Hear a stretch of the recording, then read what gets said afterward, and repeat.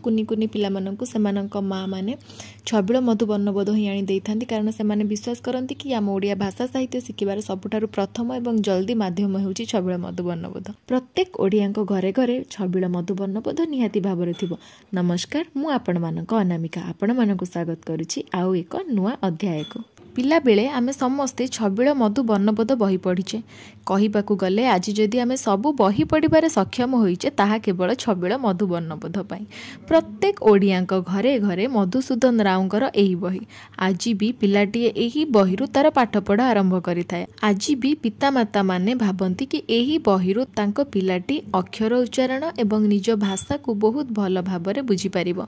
वर्ष वर्ष धरि एही बही अनेक लोकंकर विश्वास जीति आसीछि। भक्त कवि मधुसूदन राउंकर रचित एही बही ओडिशार एक शिशु पुस्तक अटे। एहार साहित्यिक मूल्य जेतिकी हृदय को छुई थाए एहार सांकेतिक आवेदन आहुरी बेसी आकर्षण करे। एथिरे ओडिया वर्णमाला सह मात्रा एवं युक्ताक्षर पिला मानकर मने रहिला भली दर्शा जाइछि। ता सहित एथिरे इंग्लिश एवं हिंदी वर्णमाला मध्य रहिछि। किंतु पिला मानक पई आकर्षण साजे बहिर सामना कभरटी। एक सुंदर डौल डाउल पुसी बिलेटी आखि जुळु जुळु करी निज लांज आगकू करी चाहि बसिछि। किंतु प्रश्न एठी जे मधुसूदन राव बिलेई माध्यम रे पिला मानकू कोन सिखेइबाकू चाहुथिले, क्यों कारण पाई से बिलेई को बहिर फ्रंट कवर रे रखिथिले। चलंतु जानिबा तार उत्तर गुड़िक।